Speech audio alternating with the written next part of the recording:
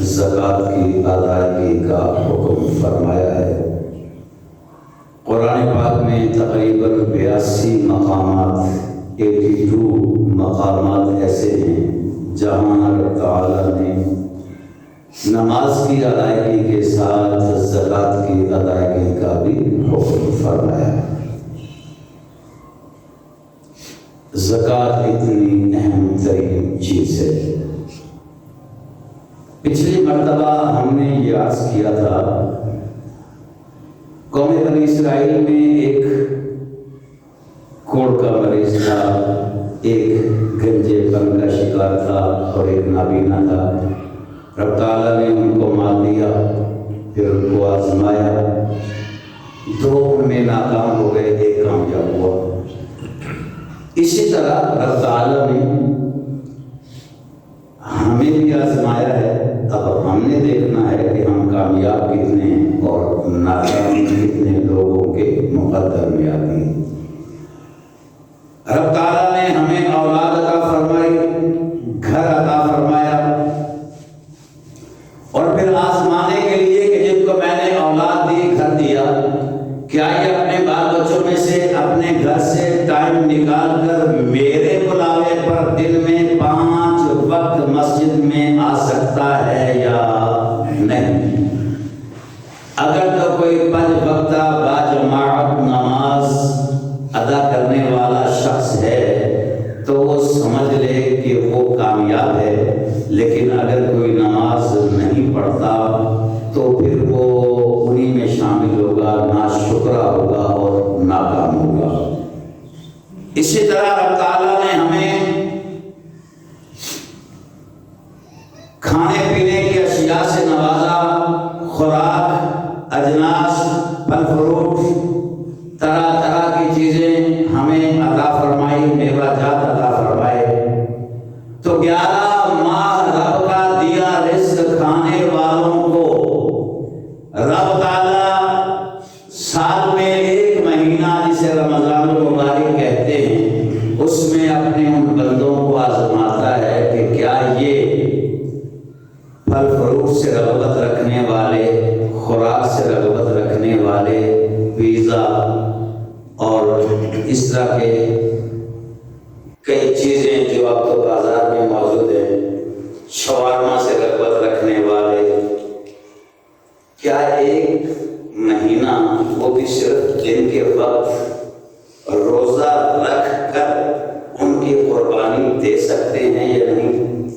تو خوش نصیب ہیں وہ لوگ جو رمضان المبارک میں روزے رکھتے ہیں اور یہ ثابت کرتے ہیں کہ مالک تیرا دیا ہوا مال ہے، تیری دی ہوئی اجناس ہیں، تیری دی ہوئی غذا ہے، لیکن ہم تجھ سے زیادہ کسی اور چیز سے محبت کرتے ہی نہیں۔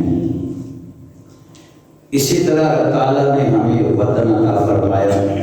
اب اس کی قدر پوچھنی ہے تو فلسطینی بھائیوں سے پوچھو، مقبوضہ کشمیر کے مسلمانوں سے پوچھو، یا دیگر ممالک میں جو مسلمان غلامی کی زندگی بسر کر رہے ہیں ان سے پوچھیے گا کہ آزاد وطن کیا چیز ہوتی ہے۔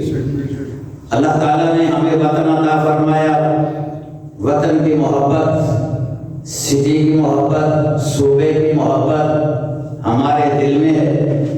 تو رب تعالیٰ زمانہ چاہتا ہے جن کو میں نے پاکستان دیا، سرسبز و شاداب ملک دیا، الگ بات ہے کہ ہمارے سیاستدانوں نے، حکمرانوں نے آج تک اس کی قدر نہیں کی۔ اس کو ہر بندے نے لوٹا ہے، 84 سے لے کر صدر پاکستان تک کسی نے معافی نہیں دی، اس کے باوجود یہ قائم ہے۔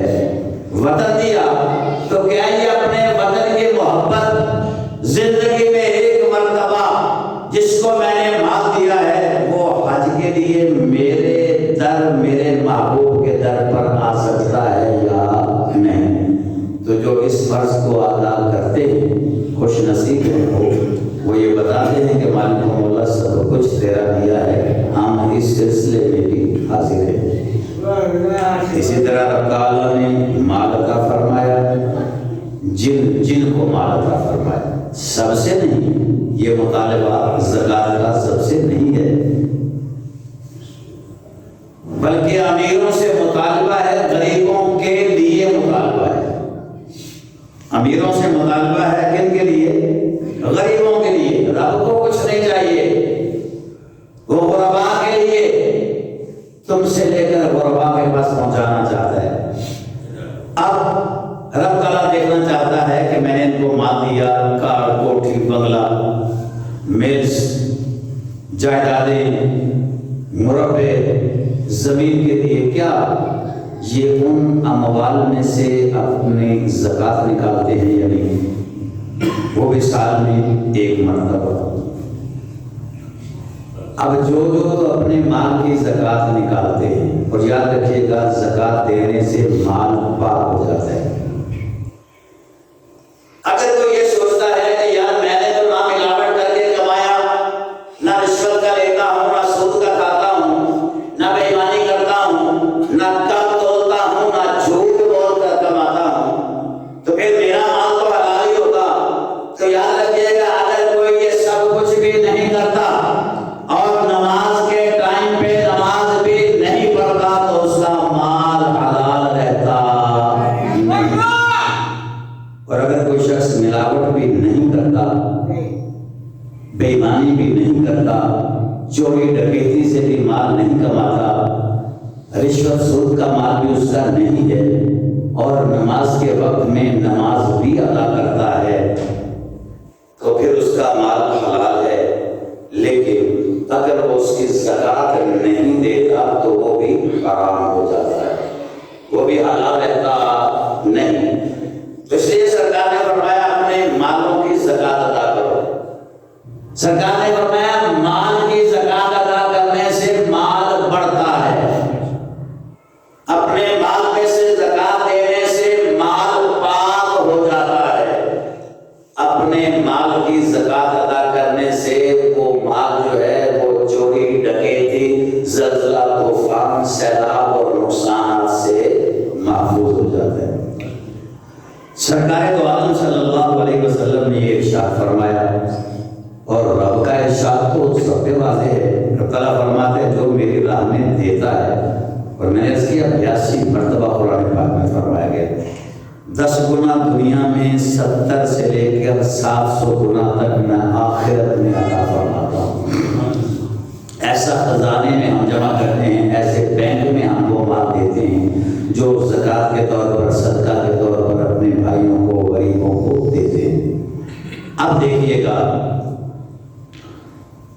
ایک نصرانی تھا، عیسائی تھا، سرکار نے فرمایا کہ مال کی زکوٰۃ ادا کرنے سے مال نقصان سے محفوظ ہو جاتا ہے، چوری ڈکیتی نہیں ہوتی۔ اس کا مال تجارت کی غرض سے ملک شام، یمن سے واپس آنا تھا۔ اس نے سوچا یہ صادق و امین ہیں، انہوں نے کبھی جھوٹ بولا نہیں، تو سچ ہی فرمایا ہوگا۔ میں اپنے مال کی زکوٰۃ ادا کر کے آزماتا ہوں کہ مسلمانوں کے نبی نے سچ بولا ہے۔ اگر تو سچ ہوا تو میں کلمہ پڑھ کر مسلمان ہو جاؤں گا، اگر سچ نہ ہوا تو پھر مسلمانوں کے نبی کو مسلمانوں کے سامنے معذاللہ ثم معذاللہ میں جھوٹا ثابت کرنے کی کوشش کروں گا۔ اب اس کا مال قافلہ گیا ہوا تھا،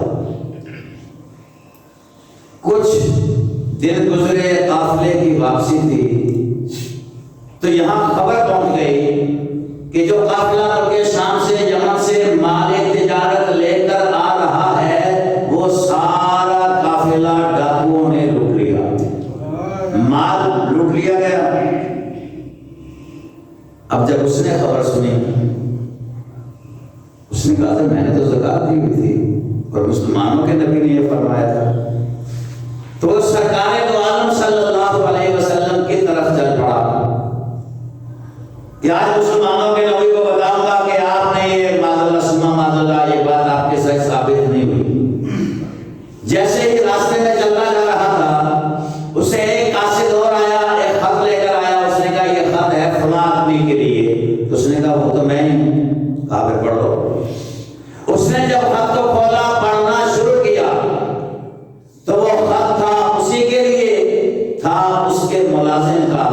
اس نے بتایا کہ میں بھی اس قافلے کے ساتھ ہی آ رہا تھا، لیکن اونٹ کی ٹانگ پہ زخم آ گیا، تو میں ایک آبادی میں رک گیا کہ پہلے ان کا پاؤں ٹھیک کر لے پھر چل پڑوں گا، لیکن وہ قافلے والے برابر چلتے رہے، وہ قافلہ سارا کا سارا رک گیا، لیکن تجھے مبارک ہو، تیرا مال سلامت ہے، تیرا مال لوٹا نہیں گیا، تیرا مال سلامت ہے، تجھے مبارک ہو۔ اب وہ آیا تو سرکار دو عالم صلی اللہ علیہ وسلم کے لیے بڑا غصہ لے کر تھا، راستے میں ہی حالت بدل گئی۔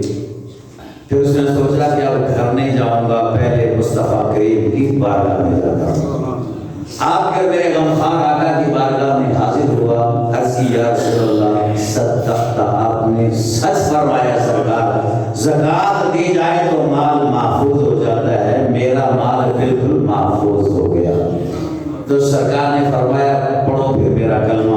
اس نے پڑھنا شروع کیا کہ لا